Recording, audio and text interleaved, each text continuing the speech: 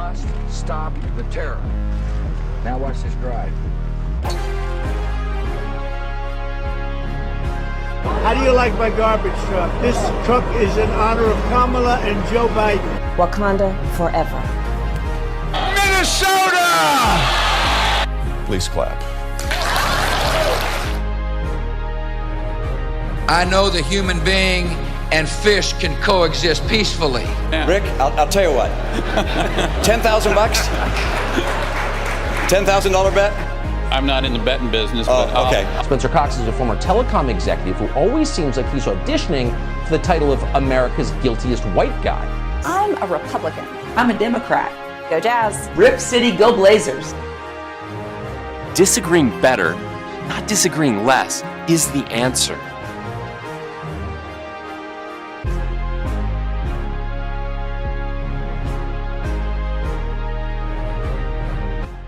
Good evening, fellow patriots. We got a great show tonight. We're going to discuss Utah's special legislative session and the changes they made to the 2026 midterm deadlines.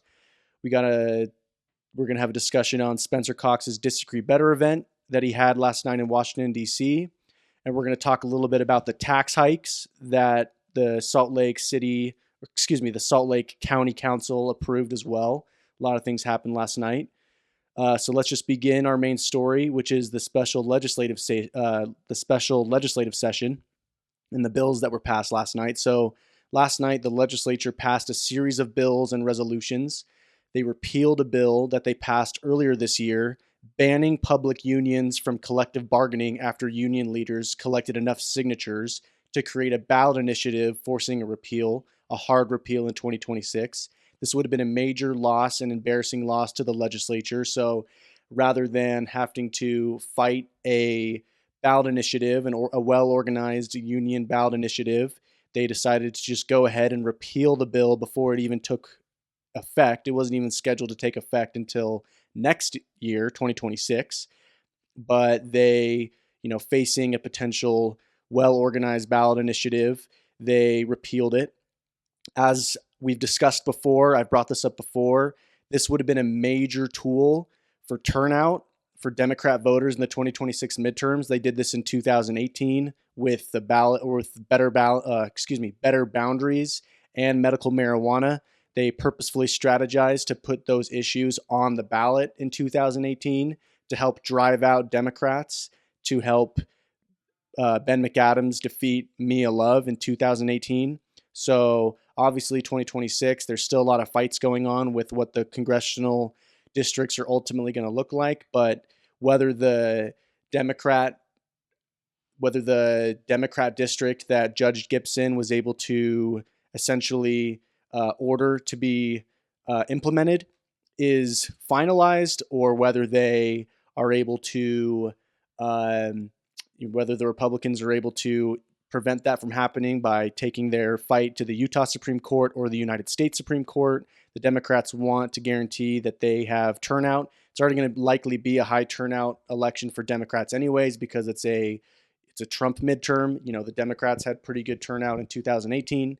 So the Republicans are trying to do everything they can to prevent high turnout. They also passed bills and resolutions directly related to the 2026 redistricting battle. So they changed the Utah Civil Code to expedite election-related cases directly to the Utah Supreme Court rather than going to district and circuit courts like the ones Diana Gibson presides over. They also pushed back the congressional filing deadline from January before the session last night. The filing deadline, if you were going to run for Congress, was January 2nd was when it opens up, and then January 8th was when it closed. So if you wanted to run for Congress, you basically had like a 5-day window to file that you were officially going to run for office. They have changed that now to March 9th through the 13th, specifically for the congressional candidates. So if you want to run for state legislature or any other office, the dates are still January 2nd through the 8th. But because the congressional districts are in limbo right now, they're still appealing. They're still fighting this in the courts. They have decided, you know what, let's push those dates back. Let's give this time. And we're going to have the new filing deadline be March 9th through the 13th. So this gives them more time to challenge Diana Gibson's ruling. Interestingly, though, they also changed the signature gathering requirements for congressional districts or for congressional seats. So right now, what they've changed is if you want to gather signatures, if you want to take the signature gathering path to qualify for the ballot, for the Republican ballot, the Republican primary ballot, you can declare that you want to gather signatures at the beginning of the year. But because the districts have not been finalized, all you're declaring is your intention to gather signatures. So let's take Blake Moore, for example. His district, District 1, currently is the Northern Utah District. He's the incumbent. The new District 1 is going to be the Salt Lake City District, right? The one that's going to be essentially a guaranteed pickup for the Democrats. So this is being fought in court, but while they wait to determine what the districts are going to be, they're allowing Blake or any other candidate to declare their intention to gather signatures, and they can gather signatures from essentially, theoretically, all Republican voters statewide. So because the districts aren't set yet, we don't know what the districts are. Like, according, if nothing changes, then it's what Diana Gibson said. But if they're able to get it repealed by the Utah Supreme Court or the United States Supreme Court, then it would be any of the maps that either the current maps or any of the maps versions that the legislature proposed. So the districts are not set yet. It's still in limbo, but they're going to allow congressional candidates to gather signatures still if they want to, which means they can gather signatures from all voters in the current first district, as well as any potential voters in any other districts around the state or any other areas in the state. And then as soon as the congressional districts are set and finalized, those signatures that they gathered will count towards whatever district they declare that they're running for. And any signatures that they gather that fall outside of the district that they declare for would just be thrown out. So this essentially ensures that if you're a signature gathering firm, 2026 is going to be a big year for you, because any candidate that wants to go this route, the safest bet that they have is to basically gather signatures. I mean, the safest way to do it is to gather it statewide, but it's at the very least what they'll probably do is they'll gather signatures from the districts that they think they want to run for, and then any other surrounding areas just to be safe. I think that's kind of humorous. It kind of goes to show that the signature gathering route, it really is pay to play. Signature gathering is not cheap. If you're doing a statewide signature gathering route, that can cost anywhere from $100,000 to $200,000. For congressional districts, it could cost $50,000 to $100,000. So that potentially per candidate, that could be $100,000 to $150,000 if they're trying to gather signatures in areas not just in their normal district, but in communities outside their district, if they want to just be safe and gather as many signatures as they possibly can. So watch for that. Watch for those signature gathering declarations to be made. I think those have to be declared still in January. But again, you're not declaring which district you're running for because those haven't been set yet. All you're declaring is, I intend to gather signatures for Congress. You're not saying which district, you're just saying, I want to gather signatures. So the legislature, that's their way of kind of fighting back and trying to take power back while they litigate this Diana Gibson ruling in the courts. They clarified that the Utah Supreme Court is who should be deciding these redistricting battles. It shouldn't be done at the district or circuit court level. So that's a big rebuke of Diana Gibson. We brought this up before on this show. Diana Gibson was a Republican nominated judge. She was nominated by Gary Herbert in 2018. She was unanimously confirmed by the Republican-controlled state Senate. So, they still are kind of throwing out this language like, this liberal activist judge, she's going out of her way she's trying to help the Democrats, yada, yada, which is true. She is an liberal activist judge who is trying to help the Democrats. I'm not refuting that at all. But watching the Republicans try to label her as this, as if they never saw this coming, is kind of ironic to me. Kind of goes to show that they're either stupid or they didn't think that this would eventually happen to them, or that the left would get as powerful as the organized left, the left that actually calls themselves Democrats. There's leftists that exist within the Republican Party, but I think that they just always assumed that the Democrat Party would be non-existent and have no power in the state.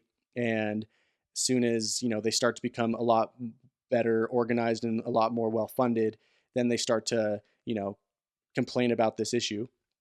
Moving on to Salt Lake County.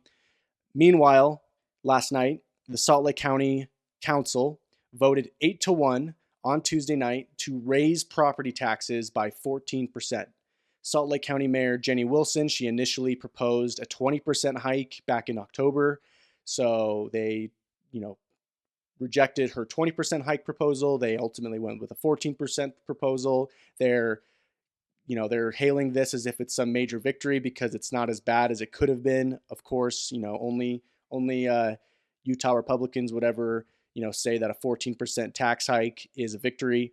Officially, this tax hike will be used to maintain critical county services. That's what they're claiming. They're saying it'll be used for additional capacity at the district attorney's office to address crime in different communities because crime's on the rise. It's funny. They will completely refute any claim that crime is on the rise in Salt Lake County, except for when they're raising our taxes. Then they'll say, well, we have to raise taxes because crime's on the rise. They're doing it for additional capacity at the DA's office. They're doing it for criminal justice staffing to help reduce recidivism in the county's justice system. And they're doing it to help increase funding to address the county's housing affordability crisis. So if that sounds ironic to you, that there's a very obvious housing affordability crisis in Salt Lake County, and the way that the county is deciding to address it is to raise everybody's taxes. If that sounds oxymoronic, it's because it is, and it's because the Salt Lake County leadership has the combined intellectual capacity of a dead fish. Only idiots would think that raising taxes is going to help housing affordability. It's also kind of funny. They're raising taxes for criminal justice staffing increases. Is that really the problem, or is the problem that we keep re-releasing criminals? And let me actually share a article from KSL that was published yesterday, December 9th. The headline is "Audit Finds Overcrowding at Salt Lake County Jail Increases Recidivism." Key takeaways. Audit reveals overcrowding at Salt Lake County Jail increases recidivism rates. Recidivism meaning when you release somebody from prison, they come back and they recommit crime. Released inmates due to overcrowding are twice as likely to reoffend. Salt Lake County plans to address jail capacity issues through funding and expansion efforts. So they're saying that they need to increase taxes so that they can address staffing increases to prevent recidivism.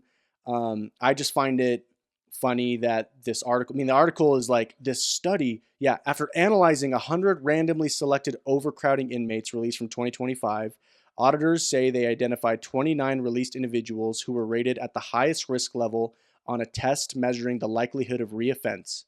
5 of those individuals had been specifically flagged as violent offenders. The limited snapshot reveals a troubling pattern. Because of overcrowding, the jail released individuals flagged as high risk, violent, or non-compliant. These findings suggest that overcrowding releases undermined public safety and created an accountability gap in the justice system. So who knows how much this audit cost? I don't think you need to pay me. I assume that it cost, tens of thousands or maybe even hundreds of thousands of dollars to pay some lawyers or pay some, social workers to, analyze and study this problem. You don't need I could for free tell you that if you release violent criminals back into the community, that they're going to commit crime again. It's not rocket science. Let me read another. Those released due to overcrowding. So Salt Lake County has been practicing releasing prisoners because their jails are overcrowded. So instead of, having to require prisoners be in, more stuffed cells, they are just releasing them back into the public because I guess that's easier for them. Those released due to overcrowding spent an average of 12 hours incarcerated, and 38% returned to jail on new arrests within 90 days. So again, no surprise, you don't need to pay, anybody who can rub two brain cells together that to tell you that if you release violent prisoners from prison within 12 hours, they're probably going to assume that they are free to do whatever they want and there's no consequences for their actions. And lo and behold, 38% of them are going to be back in jail within 90 days. So apparently, as a result of that, Salt Lake County, they're deciding to raise everybody's taxes 14% to address this problem. Do I think that this is going to result in them keeping prisoners and criminals in jail longer than they're supposed to? Probably not. They're probably going to continue these early releases, but I mean, we'll see. We'll see if 14% tax increase, magically solves this problem. I highly doubt it. Amy Winder Newton, she is a member of the Salt Lake County Council. She has a quote in a separate article, in an article talking about the tax increases. She says, "We've been working our tails off trying to find those cuts to the budget so they wouldn't have to raise taxes." This is part of the victory lap they're taking, that, we didn't increase taxes 20% or 25%. We only are increasing them 14%. We've been working our tails off to try to find those cuts. Her quote continues, "We've done things like freezing the salaries of elected officials and doing limited pay raises and reducing positions in the mayor's office." So, time will tell. I'm not the first person to bring this up, but reducing positions in the mayor's office, it'd be interesting to see if those include any of the 3 deputy mayors that we have for Salt Lake County. Why do we have 3 deputy mayors in Salt Lake County? I don't know, but they each make over $200,000. I don't know about you guys. I don't think that, if you count the county mayor, Jenny Wilson, and her 3 deputy mayors, the deputy mayors are all unelected. They're appointed by the county mayor. They all make over $200,000 a year. I'm not sure I would say that they have done anything to earn that salary. So when Amy Winder Newton says that they are freezing the salaries of elected officials and reducing positions in the mayor's office, we'll see if any of those cushy positions are included in those positions that are reduced. One of the positions I just want to highlight real quick is Catherine Cantor. She's deputy mayor of Salt Lake County. She was, along with current Congressman Blake Moore, she was on in the leadership of the Better Boundaries initiative back in 2018 that resulted in the redistricting mess that we're in right now. Better Boundaries was the organization that pushed for the Prop 4 ballot initiative back in 2018 to institute an independent redistricting commission. She was rewarded for her work. Again, and I've brought this up before as well, Better Boundaries, they relied on almost the vast majority, I can't remember off the top of my head, I think it was at least $1 million or $1.5 million of like the total budget that they had, which I think was $2 million. I can't remember the numbers off the top of my head right now, but the vast majority of the funding that they got was from out-of-state donors. It wasn't this organic Utah grassroots push for an independent redistricting commission. Like they all tried, all these polls that come out like, the majority of Utahns want an independent commission.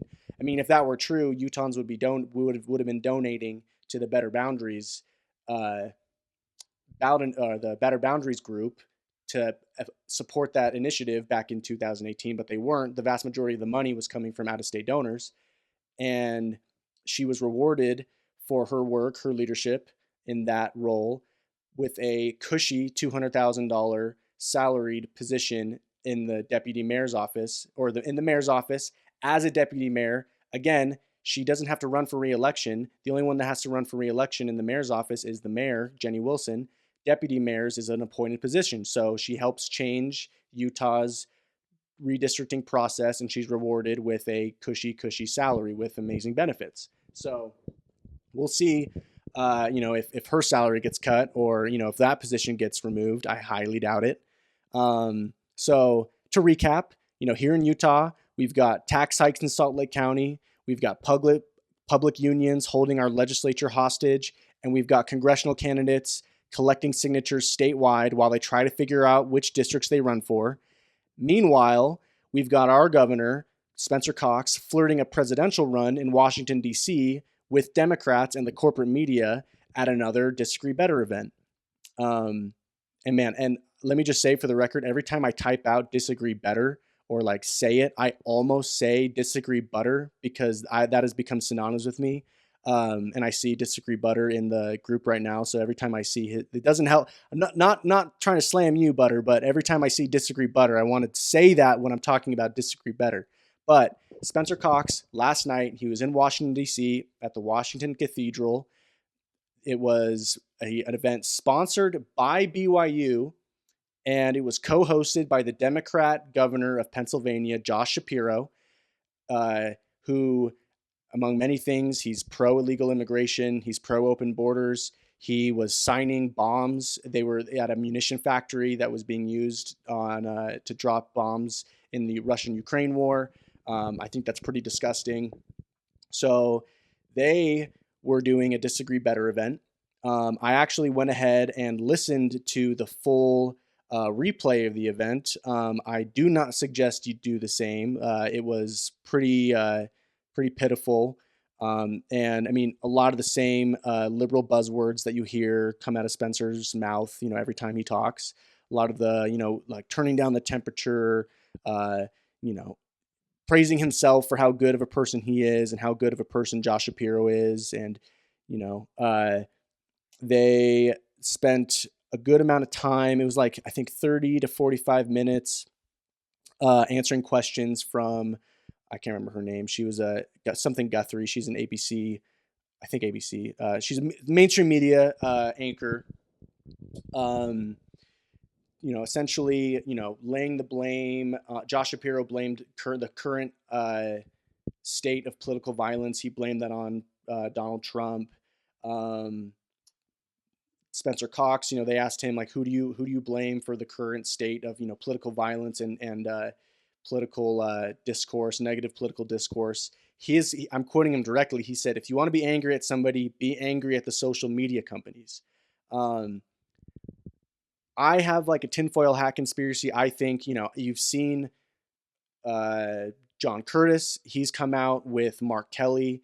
They've pushed a bill in the Senate to basically take control of social media algorithms. What they're claiming, and I understand I don't necessarily disagree with what they're saying. They're saying that these social media companies, their algorithms are optimized to drive content that makes people angry.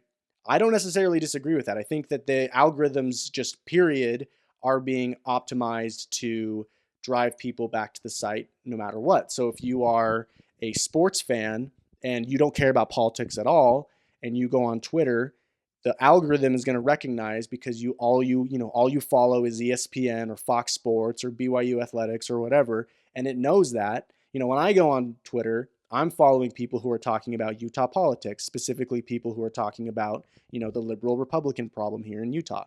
So the algorithm is going to know, oh, hey, this guy is really interested in what's going on here in Utah politically within the Republican Party. We're going to keep pushing that into his feed. Obviously, I get fired up on that, and it brings me back to the algorithm because I want to know what else is going on. I want to know what people are saying. If you're a BYU sports fan, you're going to get fed things that are going to fire you up about BYU athletics. You're going to see them talking about the college football playoff. You're going to see them talking about, you're going to get something in your feed maybe from a University of Utah sports fan, slamming Kalani Sitake or something like that. The algorithm is optimized for that. That makes sense to me. I'm not refuting that in any way, but this idea that, these enlightened politicians in Washington, D.C. or in Salt Lake City who, they recognize this and none of the rest of us are stupid and we're, we don't understand this problem, and we are just slaves to the algorithm, and we need these white knights to come in and save us from Elon Musk and save us from, Mark Zuckerberg and save us from the algorithm.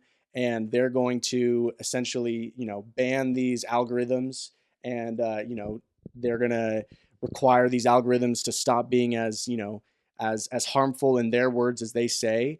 I mean, that might have been a argument that some people would have bought more, or been more willing to buy, pre-COVID. But I mean, I was very awake during the 2020, 2021, medical regime that was being pushed on us by, the establishment, Democrats and liberals in Washington, D.C., and in the CDC, and in the Department of Health and Human Services, and the media. And they banned the Hunter Biden laptop story. That's completely unrelated to COVID, but like they were, that was being pushed on by the government, but the government was also pushing. We know this came out, I believe, during the Twitter files, when Elon was in the process of buying Twitter and was releasing a lot of this stuff. We know that the government was pushing for the social media companies to suppress any stories or any posts or any accounts that were talking about how the vaccine was not safe, or how masks don't work, or criticisms of Fauci, or criticisms of the the the medical industrial complex in Washington, D.C. That we know that that's the authoritarian tendencies. They want to quiet independent voices on social media. The small guys. I'm very small. I don't even have 2,000 followers, and I think that they would love to see, Spencer Cox would love to see, accounts like me that are talking about, how liberal he is and how destructive he is, and where he gets his money from and where he gets his support from. They would classify us as, they're just taking advantage of the algorithm. They're driving hate and blah, blah, blah.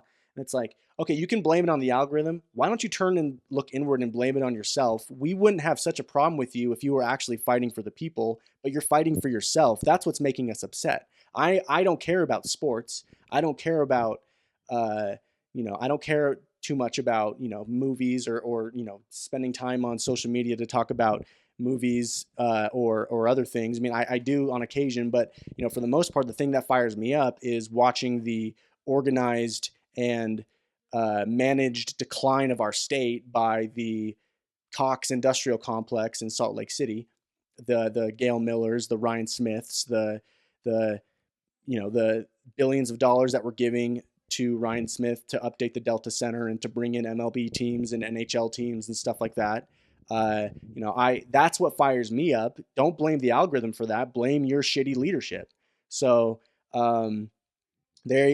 anyway, that was a real tangent, but when I see them, when I see him saying, if you want to be angry at anybody, be angry at the social media companies. I see them as trying to lay the foundation for support for us to get behind these bills that take control of the social media algorithms.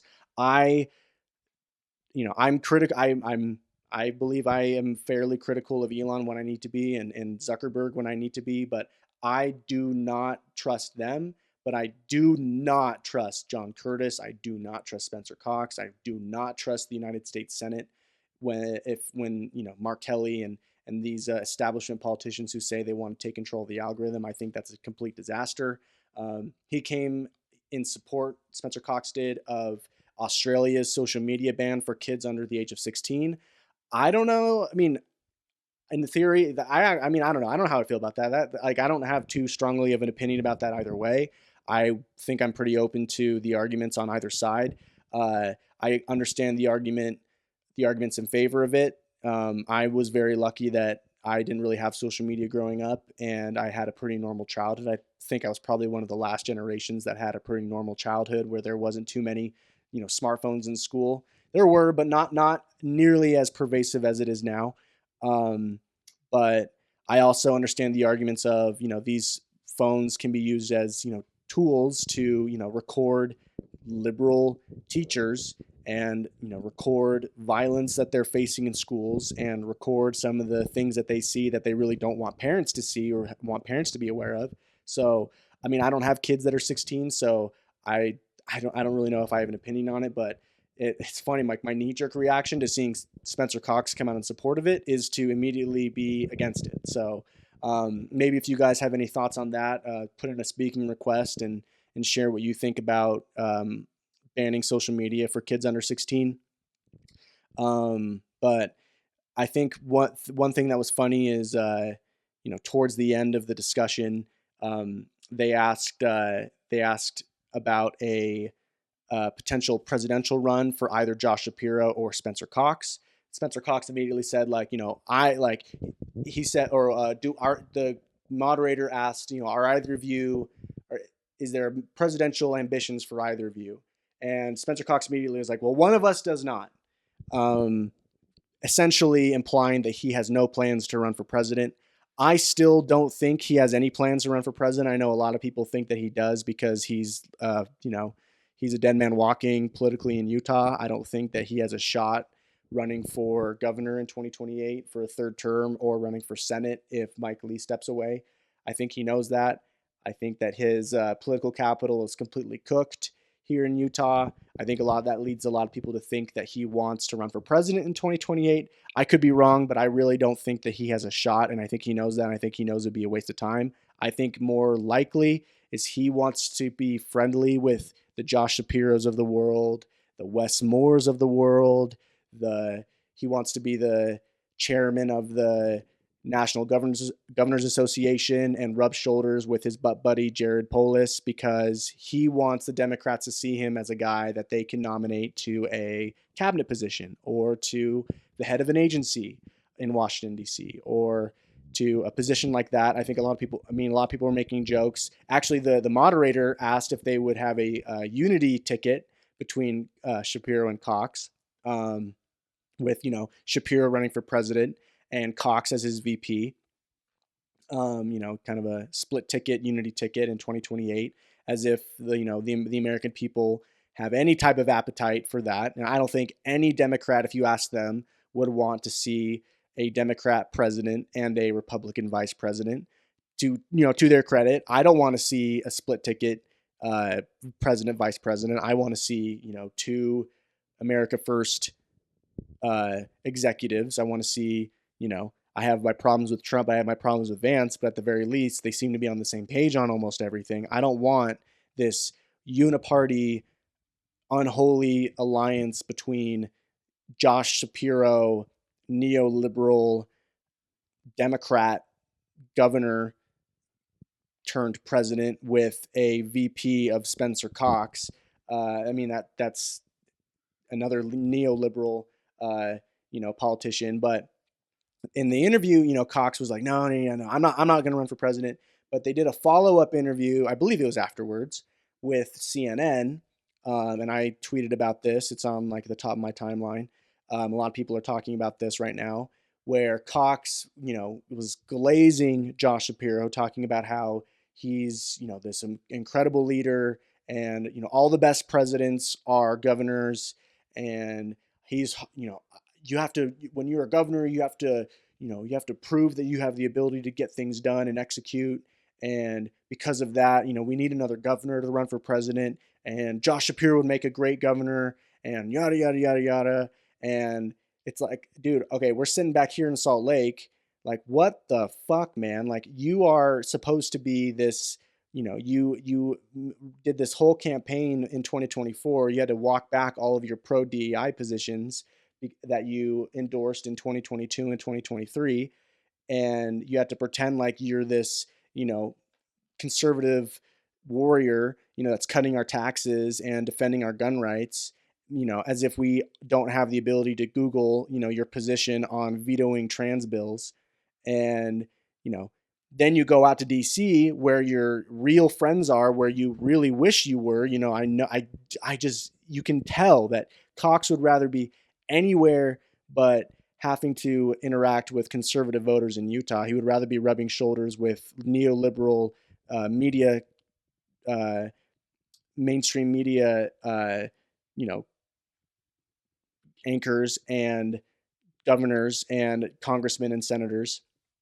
And he goes out. Yeah, he goes out to D.C. and it's mask off. He sits in a room with the establishment in this giant cathedral, and he's got everybody listening to him, and he's talking about how great it is, and how great he is, and how good of a person he and Josh are, because they're above it all, and they don't talk about how evil the other side is, and that's what you need. You can't say that the other person is evil because they want to ban social media, and it's like that's verbatim. That's a quote he said. He said because him and Shapiro were disagreeing on social media bans for 16-year-olds, and Shapiro or Cox said he supported it. Shapiro said he did not support it. And Cox turned around and he was like, well, did you notice that I didn't say he was evil because he doesn't want to ban social media?